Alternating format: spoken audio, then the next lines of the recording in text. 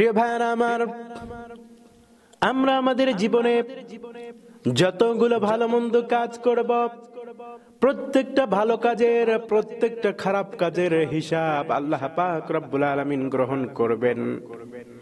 এবং আমরা যেদিন মালাকুল মউত হযরতে আজরাইল আলাইহিস সালাতু ওয়াস সালাম ফেরেশতার সঙ্গে যেদিন দেখা হয়ে যাবে, মালাকুল মউত আজরাইল যেদিন আমাদের জানটাকে কবজ করবে, প্রিয় ভাইরা আমার, আমরা যদি আমাদের জীবনে ভালো কাজ বেশি বেশি করে থাকি, তাহলে কবরে রাখার পরে কবর আমাদের জন্য জান্নাতের বাগানে পরিণত হয়ে যাবে, ঠিক কিনা বলেন?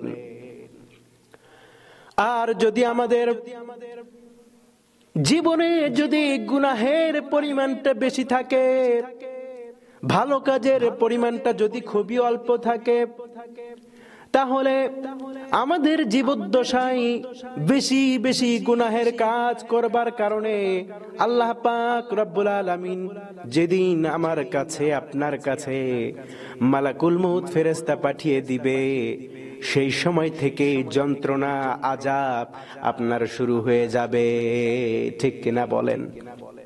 প্রিয় ভাইরা আমার, আল্লাহ পাক রব্বুল আলামিন কারো জন্য কবরকে জান্নাতের বাগানে পরিণত করবেন, আবার কারো কারো জন্য কবরটাকে জাহান্নাম বানিয়ে দিবেন।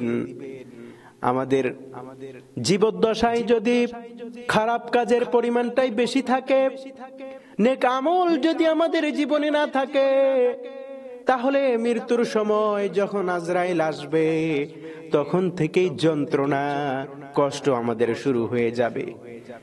জান কবজ করার সময় কষ্ট হবে, কবরে রাখার পরে শাস্তি হবে, এবং বিচারের ময়দানে জাহান্নাম তার জন্য ফয়সালা হয়ে যাবে। প্রিয় মুসলমান ভাইরা আমার, এজন্য আমাদেরকে আমাদের জীবনে আজরাইল আসার পূর্বে আমাদেরকে বেশি বেশি নেক আমল করার দরকার। জোরে বলেন, আছে না নাই? আরো জোরে আওয়াজ করে বলেন, আছে না নাই? অবশ্যই কিন্তু নেক আমল বেশি বেশি করার দরকার আছে। ছোট্ট একটা ঘটনা বলছি। বুখারী তিরমিজি শরীফের একটি হাদিস। আল্লাহর এক বান্দা,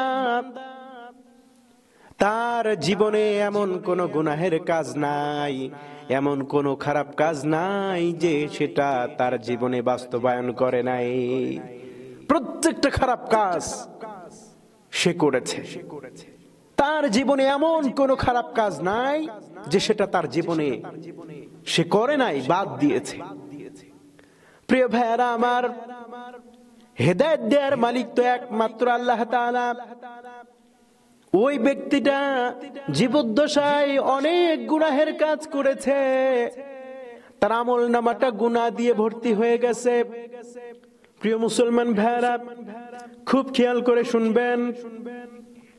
সে তার জীবনে অনেক গুনাহের কাজ করার পরেও যখন হুজুরদের মুখে আলোচনা শুনতো, যখন মসজিদের মিম্বার থেকে হুজুররা জান্নাত জাহান্নামের ওয়াজগুলো করত, আলোচনাগুলো করত, তখন একদিন আল্লাহর সেই বান্দা হুজুরদের মুখে যখন জান্নাত জাহান্নামের কথাগুলো শুনেছে, জাহান্নামের কঠিন শাস্তির কথাগুলো যখন সে শুনেছে, তখন তার ভিতরে আল্লাহর ভয়, জাহান্নামের ভয় তার ভেতরে অলরেডি চলে এসেছে।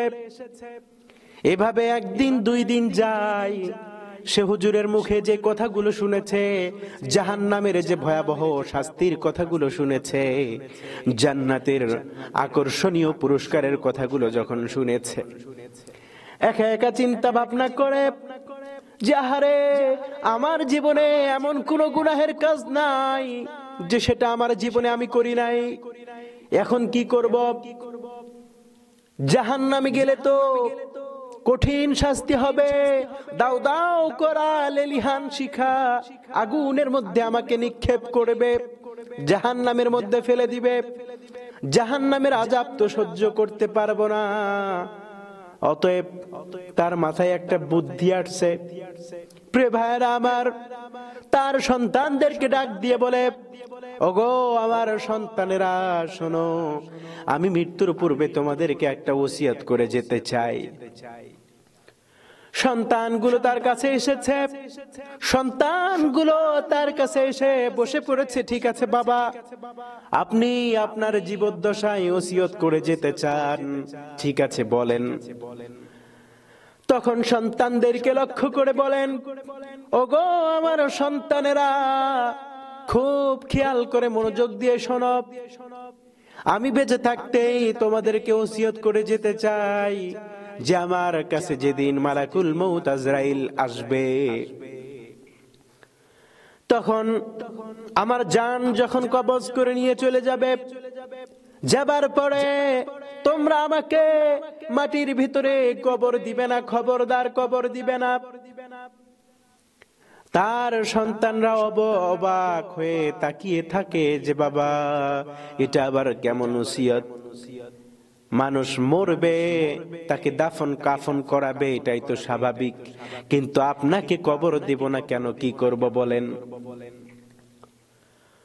তখন সেই লোকটা সন্তানদেরকে বলে, ওগো সন্তানেরা শোনো, আমাকে কবর দিবে না, কবর দেয়া যাবে না। আমি যেদিন মৃত্যুবরণ করব, যেদিন মালাকুল মউত আমার কাছে এসে হাজির হয়ে যাবে, যেদিন আমার জানটাকে নিয়ে চলে যাবে, আমার দেহটা পড়ে রবে, সেদিন তোমরা আমাকে আগুন দিয়ে একদম পুড়ে ছাই বানিয়ে ফেলবে এবং ছাইগুলোকে দুইটা ভাগে ভাগ করবে। এক ভাগ নদীর পানিতে মিশিয়ে দিবে, আর অপর এক ভাগ থাকবে সেটা বনে জঙ্গলের মধ্যে উড়িয়ে দিবে।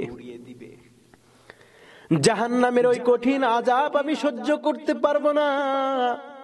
এমন কোন গুনাহের কাজ নাই যেটা আমার জীবনে করি নাই। এই ওসিয়ত করে গেলেন আমার ভাইরা।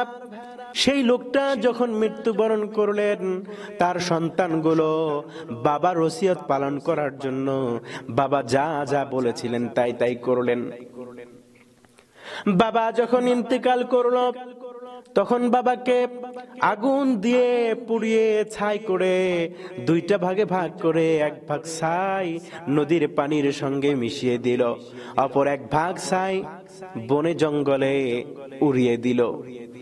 আমার ভাইরা, যখন তার সকল কাজ সমাধা হয়ে গেল, আল্লাহ পাক রব্বুল আলামিন যখন তাকে ডাক দিবেন, বিচার করবেন, আল্লাহ পাক রব্বুল আলামিন ফেরেশতাকে বললেন, ওগো ফেরেশতা, ছাইগুলোকে নদীর পানি থেকে সংগ্রহ করো এবং বনে জঙ্গল থেকে সবগুলো ছাইকে একত্রিত করো।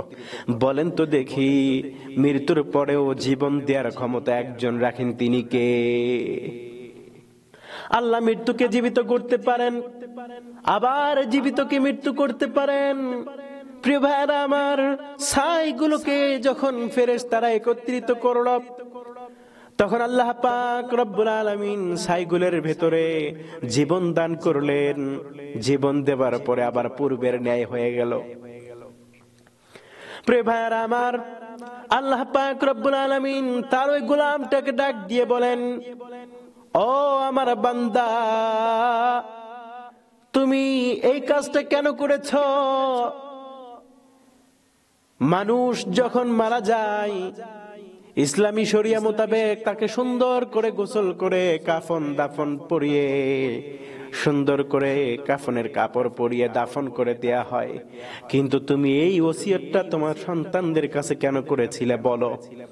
বলেন তো দেখি যে আল্লাহ পাক রব্বুল আলামিন প্রত্যেকটা মানুষের অন্তরের খবর জানেন কি জানেন না? প্রিয় ভাইরা আমার, তারপরেও আল্লাহ পাক রব্বুল আলামিন সেই বান্দার মুখে শোনার জন্য জিজ্ঞাসা করলেন। আল্লাহ পাক রব্বুল আলামিন বললেন, ও আমার বান্দা, বলো বলো এই কাজটা কেন করেছো, তুমি বলো। সেই বান্দা ডাক দিয়ে বলেন, আল্লাহ, এই কাজটা করেছি, জাহান্নামের আযাব আমি সহ্য করতে পারবো না। জাহান্নামের যে কঠিন ভয়ঙ্কর শাস্তি হবে, হুজুরদের মুখে সেই আলোচনাগুলো শুনে অন্তরের ভেতরে ভয় সৃষ্টি হয়ে গেছে। মালিক, জাহান্নামের আযাব আমি সহ্য করতে পারবো না। অতএব ছাই বানিয়ে এদিক সেদিক যখন ফেলে দেয়া হবে, তখন ছাইগুলো যখন উড়ে যাবে, ছাইগুলো যখন নদীর পানির সঙ্গে মিশে যাবে, তখন আমাকে আর কেউ হিসাব নিতে পারবে না। আল্লাহ আপনার কাছে আর জবাব দিতে হবে না। অতএব আমি এই জন্যই জাহান্নামের ভয়ে এই কাজটা করতে বলেছি। প্রিয় ভাইয়ারা আমার, আল্লাহ পাক রব্বুল আলামিন বললেন, ও বান্দা, আমি যদি চাই মৃত্যুকে মুহূর্তের মধ্যে জীবন দান করতে পারি, আবার একজন জীবিত মানুষকে মুহূর্তের মধ্যে মৃত্যু ঘটাইতে পারি, সেই ক্ষমতা আমি আল্লাহ পাক রব্বুল আলামিনের আছে। আল্লাহ পাক রব্বুল আলামিন সূরাতুল মুলকের মধ্যে বলে দিয়েছেন, আল্লাযী খালাকাল মাউতা ওয়াল হায়াতা লিয়াবলুয়াকুম আইয়ুকুম আহসানু আমালা। আল্লাহ পাক রব্বুল আলামিন মানুষদেরকে জীবন দান করেছেন। জীবন এবং মরণ সব কিছু আল্লাহ পাক রব্বুল আলামিনের হাতে।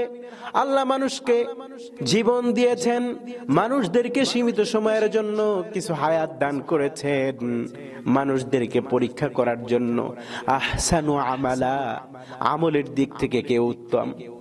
আল্লাহ পাক রব্বুল আলামিন মুহূর্তের মধ্যে চাইলে জীবিতকে মৃত্যু ঘটাইতে পারেন, আবার একজন মৃত্যু মানুষের মধ্যে জীবন দান করতে পারেন। আল্লাহ পাক রব্বুল আলামিন বললেন, ওগো বান্দা, তুমি যে চালাকি করেছো সেটা আমি বুঝতে পেরেছি। আমি আল্লাহর ক্ষমতা সম্পর্কে তোমার হয়তোবা ধারণা ছিল না।